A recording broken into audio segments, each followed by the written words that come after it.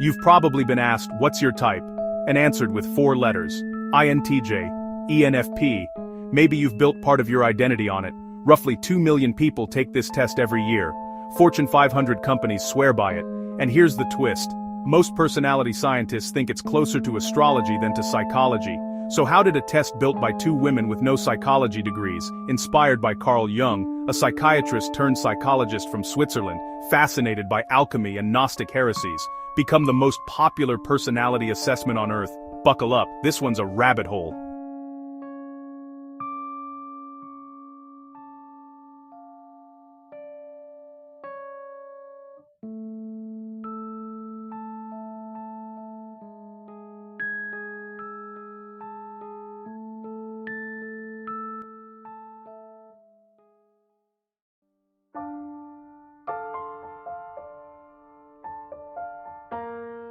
Meet Katharine Cook Briggs and her daughter Isabel Briggs Myers. Early 1900s, Katharine was a homemaker and a voracious self-taught student of human nature. Isabel, a degree in political science and a knack for writing mystery novels. Neither had a lick of formal training in psychology. What they had was an obsession, and a book that would change everything.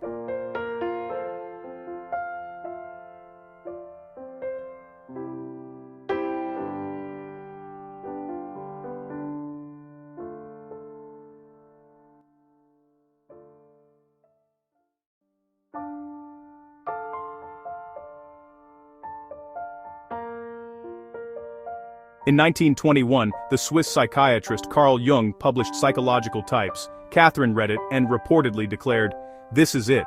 Jung had proposed that people orient their mental energy in 2 directions, introversion, turned inward, and extroversion, turned outward. Those words? He gave them to us. He also described 4 functions the mind uses: thinking, feeling, sensation, intuition. Myers and Briggs took this scaffolding, added a 4th dial of their own, judging versus perceiving, and built a 4-letter code, 16 types. The MBTI was born.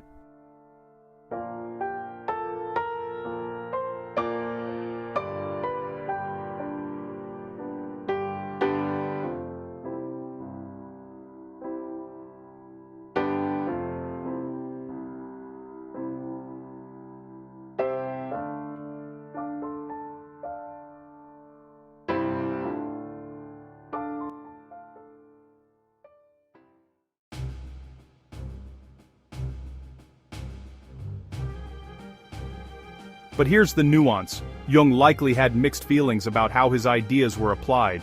Jung saw types as loose tendencies, a starting point to grow beyond. His project, individuation, meant integrating neglected parts to become whole. He cautioned rather than condemned putting people in rigid boxes. Over time, popular use often treated them as fixed identities you could print on a mug. Jung's "keep growing" became, for some, "you are an INTJ," a simplification he wouldn't endorse.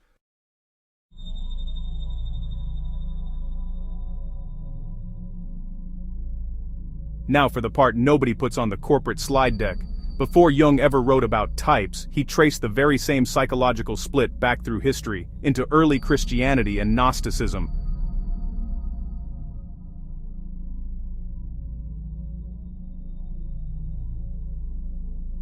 He pointed at 2 ancient theologians.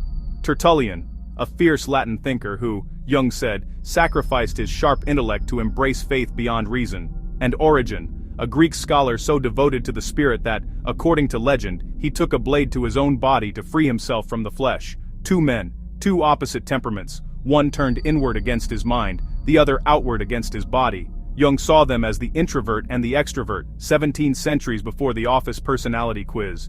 He even read the great church battle over communion. Is the bread literally Christ's body, or a symbol? As a clash of psychological types, the literalists clinging to the outer object, the symbolists locating truth within, extrovert versus introvert, fighting through theology.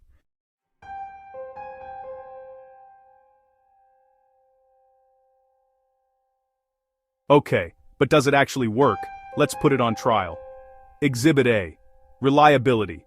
A good test should give you the same result twice. Take the MBTI again a few weeks later, and a large chunk of people, by some studies around half, come out a different type. Imagine a bathroom scale that changed your weight every time you stepped on it.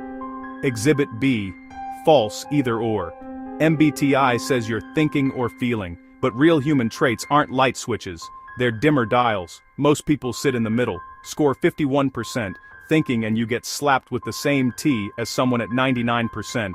The line in the sand is basically arbitrary. Exhibit C, the missing trait. The MBTI politely ignores the single trait psychologists find most predictive of struggle: emotional stability or neuroticism. Why? Partly because the test was designed to be flattering. No bad types, only gifts.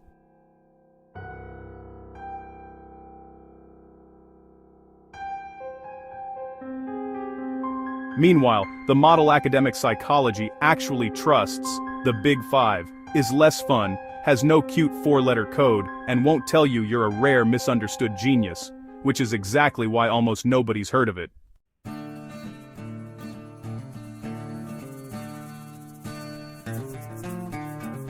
So if it's this shaky, why did it win? 3 reasons. 1. It feels true. The descriptions are vivid, positive, and vague enough that everyone recognizes themselves, the same trick a good horoscope pulls. 2. It's a product. In 1975, a publisher turned it into a business: certifications, licenses, training. It didn't spread through science journals, it spread through corporate purchase orders. 3. It gives us language. I'm an introvert who needs recharge time is genuinely useful for understanding yourself and others, and that's the real honest value.